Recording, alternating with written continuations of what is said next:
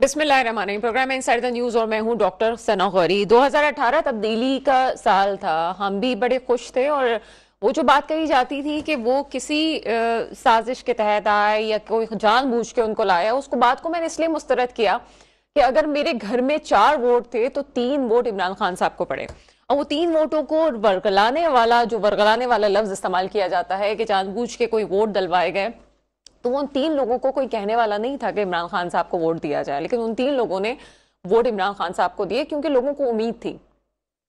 100 दिन में मुल्क के हालात सही करने की बात की गई और 100 दिन बाद एक इश्तहार छपता है और उस इश्तहार में बड़ा बड़ा लिखा होता है हम मसरूफ थे।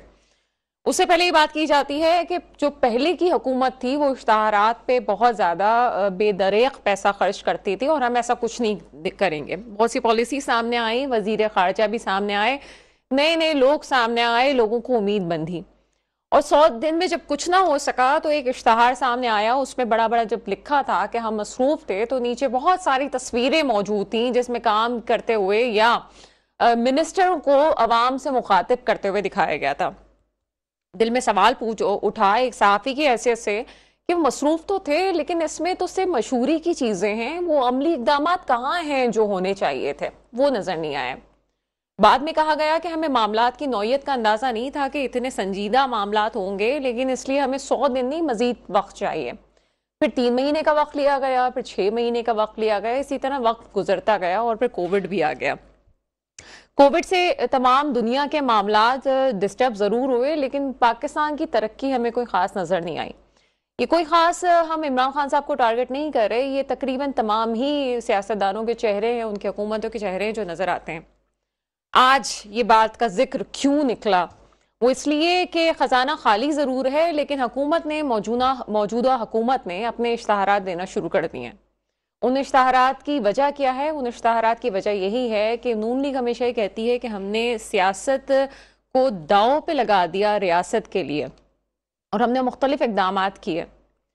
ये इश्तहारात भी बिल्कुल ऐसे ही हैं, खजाना खाली ज़रूर है लेकिन इश्तहारात पे अभी भी करोड़ों रुपए खर्च किए जाते हैं और आखिर में ये कह दिया जाता है कि जनाब हम मसरूफ थे। सियासतदान शायद 75 सालों से मसरूफ है और वो लोग जो वाकई मेरे मुल्क के सच्चे लोग थे वो हम में नहीं रहे, चाहे वो लियाकत अली खान साहब हों, चाहे वो जुल्फ़िकार अली भुट्टो साहब हों, चाहे वो बेनज़ीर भुट्टो साहिबा हों और बहुत सारे नाम जो मेरे मुल्क की तारीख में सियाह ज़र्फ़ लगा गए।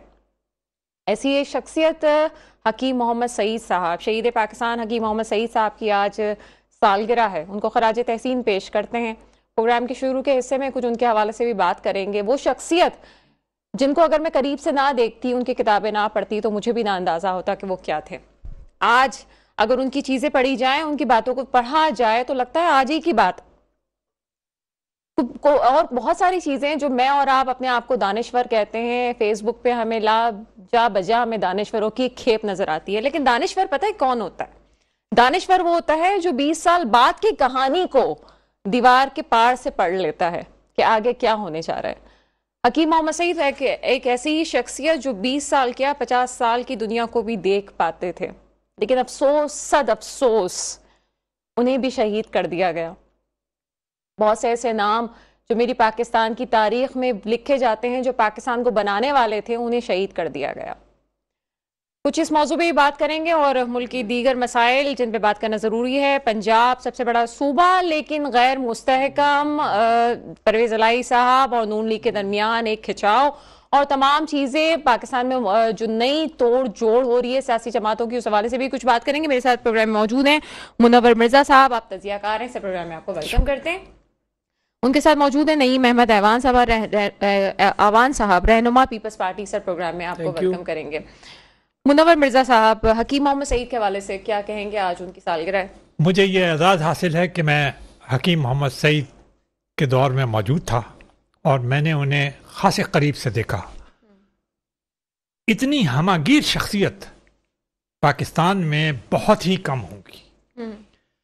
हकीम साहब के नाम के साथ हकीम जब आता है तो महसूस ये होता है कि शायद वो कोई एक रिवायती किस्म के हकीम थे, कतन नहीं।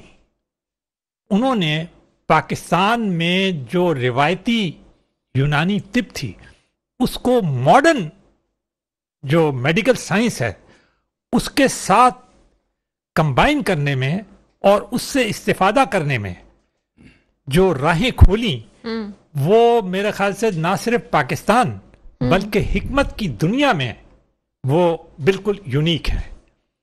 یہ تو ان کی اس کے بعد پھر میں نے وہ زمانہ بھی میں خود اس وقت موجود تھا جب انہوں نے ہمدرد یونیورسٹی کا سنگ بنیاد رکھا گیا.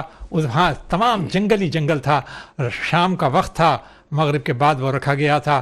یقین نہیں آتا تھا, مجھے ان کے الفاظ آج تک یاد ہیں کہ انہوں نے کہا کہ میں اسے اس طرز کے اوپر یونیورسٹی بنانا چاہتا ہوں جس طرز پہ اسپین کی جو قرطبہ تھی نا کی یونیورسٹی جو تھی جس کے اندر دنیا بھر کے اسکالرز جمع ہوتے تھے. تو یہ حکیم صاحب کی خواہش اور ان کا ویژن تھا کہ وہ یہ چاہتے تھے کہ ایسی یعنی علمی درسگاہ یہاں پہ رکھیں.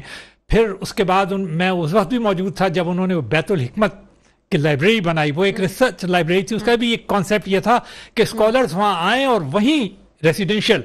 تو اس طرح مطلب یہ میں مطلب دیکھا کہ کس طرح انہوں نے. لیکن یہاں ختم نہیں ہو جاتی بات حکیم صاحب کی. حکیم صاحب ایک بہت ہی زبردست قسم کے رائٹر تھے.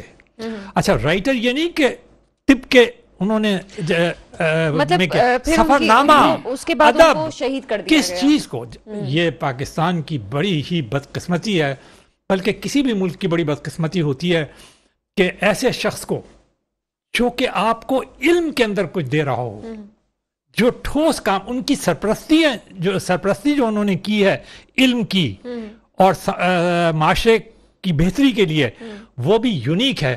افسوس کا مقام صرف یہ ہے, آپ یہاں تشریف رکھتی ہیں کہ میں نے ان کے ساتھ, مجھے یہ اعزاز حاصل ہوا کہ میں نے ان کے ساتھ کچھ پروجیکٹس بھی کیے. تو وہ کیا کرنا چاہتے تھے پاکستان کے لیے, وہ پاکستان کو کس طرح دیکھنا چاہتے تھے, وہ بالکل وہی ویژن تھا جو کہ ایک اسکالر کا ویژن ہوتا ہے, ایک ویژنری کا ویژن ہوتا ہے. بلا شبہ میں یہ کہوں گا کہ وہ ایک ویژنری تھے. اور اگر پاکستان تو بات وہیں پا کے ختم ہوتی ہے کہ وہ جو کہا جاتا ہے کہ ہم مصروف تھے, سیاستدان کہتے ہیں, حکیم صاحب واقعی مصروف تھے کام کرنے میں. مجھے انہوں نے خود بتایا کہ میں صرف 4 گھنٹے سوتا ہوں, میں صرف 4 گھنٹے سوتا ہوں 24 گھنٹے میں سے. ان کی صحت قابل رشک تھی. میں ایگزیکٹ ان کا فگر یاد نہیں کہ وہ 80 کے تھے یا کتنے تھے جس وقت انہیں شہید کیا گیا, لیکن یہ جس وقت انہیں شہید کیا گیا تو میں کراچی ٹیلی ویژن کا نیوز ایڈیٹر ہوتا تھا. وہ صبح کا وقت جب وہ کلینک سے نکل رہے تھے اور انہیں شہید کیا گیا, میں نے ہی وہ کوریج کرائی. وہ جو کیمرہ مین تھا وہ لمحہ بلمحہ مجھے بتا رہا تھا, اور مجھے یہ اعزاز بھی حاصل ہے. کیا آپ کے کیا تاثرات تھے اس وقت جب آپ دیکھ رہے تھے؟ میں شاید ایکسپریس نہیں کر سکوں گا. میں ان سے بہت محبت کرتا ہوں دونوں لحاظ سے.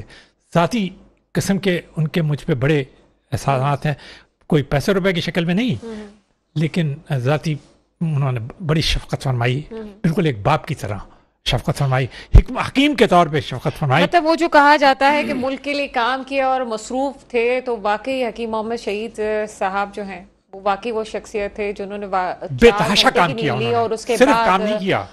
جو چیزیں ہمارے سامنے آئی ہم ان کو کہہ سکتے ہیں. مزید اس پہ گفتگو کریں گے, ایک بریک کا وقت ہے, بریک کے بعد آپ کے سامنے حاضر